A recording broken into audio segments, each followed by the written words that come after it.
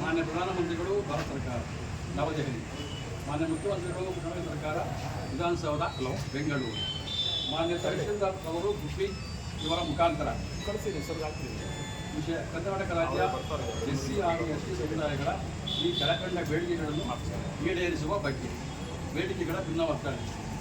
ಕರ್ನಾಟಕ ರಾಜ್ಯ ಸರ್ಕಾರ 2022ರಲ್ಲಿ ಪರಿಶಿಷ್ಟ ಜಾತಿಗೆ ಮೀಸಲಾತಿ ಶೇಕಡ 15ರಿಂದ 17ಕ್ಕೆ ಹಾಗೂ ಪರಿಶಿಷ್ಟ ಪಂಗಡದ ಮೀಸಲಾತಿಯನ್ನು ಶೇಕಡ 3ರಿಂದ 7ಕ್ಕೆ ಹೆಚ್ಚಿಸಿ ರಾಜ್ಯ ಸರ್ಕಾರ ಮೀಸಲಾತಿ ಹೆಚ್ಚಿಸಿದ್ದು. ಆದರೆ ರಾಜ್ಯ ಹಾಗೂ ಕೇಂದ್ರ ಸರ್ಕಾರಗಳು ಸಂವಿಧಾನದ 9ನೇ ಅಧಿಸೂಚನೆಗೆ ಶೆಡ್ಯೂಲ್ 9ಗೆ ಸೇರಿಸದೆ ನಿರ್ಲಕ್ಷ್ಯತೆ ತೋರಿರುವುದರಿಂದ ಇದನ್ನು ಅತಿ ಜರೂರಾಗಿ ಎರಡು ಸರ್ಕಾರಗಳು ಸಂವಿಧಾನದ 9ನೇ ಅಧಿಸೂಚನೆ ಶೆಡ್ಯೂಲ್ಗೆ ಸೇರಿಸಲು ಈ ಮುಖಾಂತರ ಕ್ರಮ ಕೈಗೊಳ್ಳಬೇಕೆಂದು ಒತ್ತಾಯಿಸುತ್ತೇವೆ. 1ನೇ ಪಾಯಿಂಟ್. 2ನೇದು, ಕರ್ನಾಟಕ ಸರ್ಕಾರ ಸುಮಾರು 56,437 ಹುದ್ದೆಗಳನ್ನು ಭರ್ತಿ ಮಾಡೋದಕ್ಕೆ ಪ್ರಯತ್ನ ಪಡ್ತಾ ಇದೆ.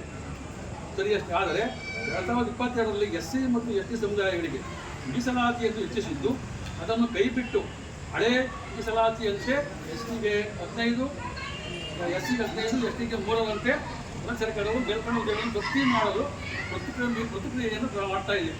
ಹಳೆ ಮೀಸಲಾತಿ ಪದ್ಧತಿಯಂತೆ ಹುದ್ದೆಗಳನ್ನು ಭರ್ತಿ ಮಾಡದಂತೆ 2022ರ ಹೊಸ ಮೀಸಲಾತಿಯಂತೆ ಭರ್ತಿ ಮಾಡಲು ಸರ್ಕಾರ ಕ್ರಮ ಕೈಗೊಳ್ಳಬೇಕೆಂದು ಸರ್ಕಾರವನ್ನು ಒತ್ತಾಯಿಸ್ತಾ ಇದ್ದೇವೆ. 3ನೇದು, SCP ಮತ್ತು DSP ಯೋಜನೆಯ ಹಣವನ್ನು ಸರ್ಕಾರ ಬೇರೆ ಬೇರೆ ಯೋಜನೆಗಳಿಗೆ ಬಳಸುತ್ತಿದ್ದು ಬೇರೆ ಯೋಜನೆಗಳಿಗೆ ಬಳಸದೆ ನಮ್ಮ SC ಮತ್ತು STಗೆ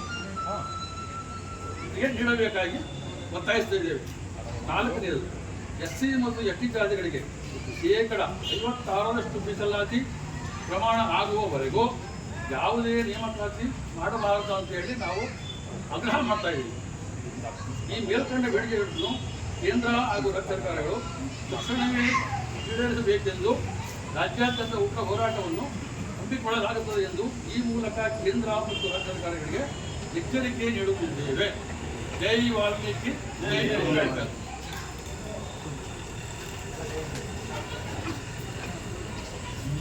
ಸರ್, ನೀವು ಅಡ್ಡ ಬಂದ್ಬಿಡ್ತೀರ, ಕಾಣೋದೇ ಇಲ್ಲ.